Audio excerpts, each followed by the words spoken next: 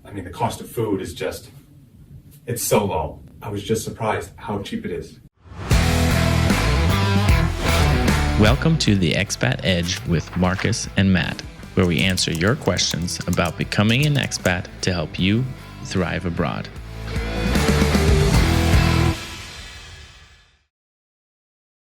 But let's also kind of talk about the costs. Obviously, with the Expat Edge, we get lots of questions about cost of living, how much does it cost to do things.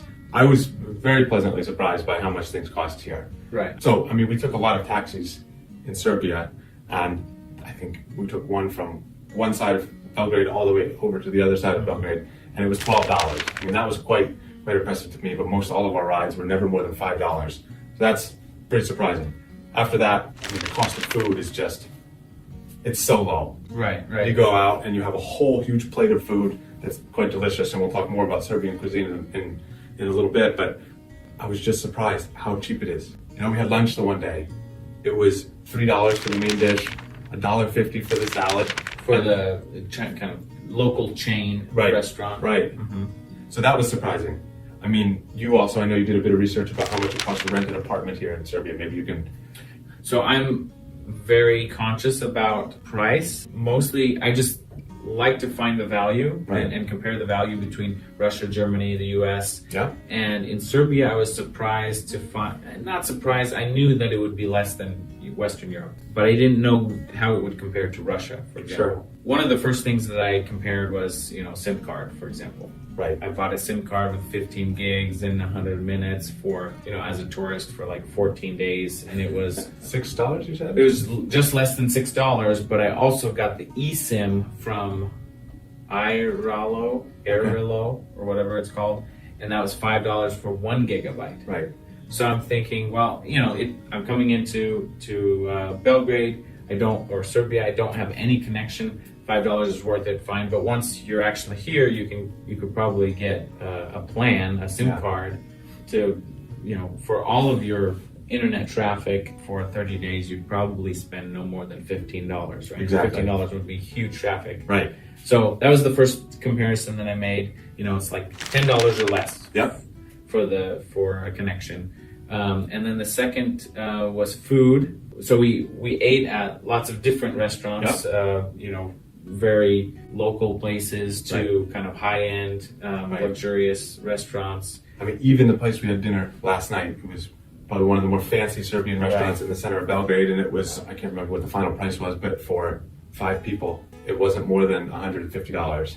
Okay. Right. So when you're talking about going out in Germany, you and I were in Montabaur, right? Yeah, in Germany. We had also a delicious meal, very filling. What was it? 75 euros for 2 mains and 2 drinks. Right, 75 Juice, euros. not alcoholic drinks even. And then that huge meaty meal that we had the first night, that was like $30. Yes. Yeah. For a main dish, salads, drinks, soup, drinks. Right. Soup, salad, drinks.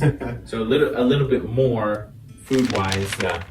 More than twice, half the price. Right. So almost a third of the price. Yeah. So apartments that I looked at, and I looked at a website geared towards expats and foreigners, and I saw a range from, and this was a website that was recommended locally here in Belgrade in a social media group. Yeah. So like 40 square meters to 80 square meters was anywhere from 400 to 650, 700 euros per month. Well, what I noticed, I don't know if you calculated this, but when you were rattling off the numbers, it was basically $100 a month for every 10 square feet.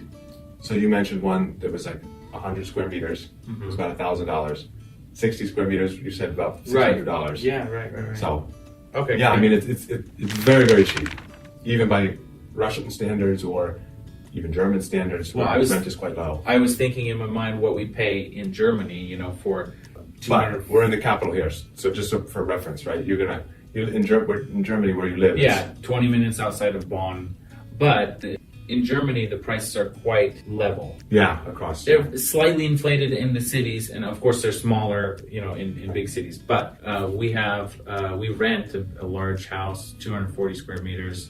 Here, you could get a luxurious 250 to 300 for the same amount. It was 2,000 to 3,000 euros per month for something very luxurious here in Belgrade. Right.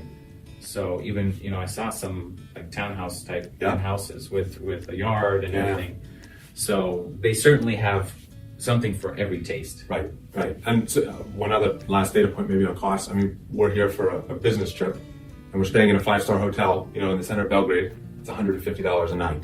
If you're going to go to any large city in Western Europe, a 5-star hotel is going to be, double or even triple the cost, sometimes even more than that. So yeah, in Germany it's going to be probably, 400 I euros. can't speak from experience, but the hotels that I normally stay at with my family are at least 150, and they're not 5 stars. Right. 2.5, 3 stars, just because we're on a budget. So I can't imagine getting any. Yeah, you would get a 3-star in some hotel not in the center. Yeah. For 150 euros, 200 euros. Right. So that's not even close to the amenities that we have here. Right. Right. So that's just a bit of perspective on costs here in Serbia. Right. So if you've got dollar euro denominated income, you're going to have a very good quality of life here in Serbia, without a doubt. Well, even when we were talking to the lawyer Katerina, and she said 130. Imagine you gave an example of American moving to Serbia. He has $130,000 salary, and she kind of was like, "Wow, you could live like a king." Like a king. Exactly. This was the Expat Edge with Matt and Marcus. We hope you enjoyed the video. Visit theexpatedge.com for even more content that will help you thrive abroad. You can submit your ideas for video topics and sign up for free at theexpatedge.com. See you there.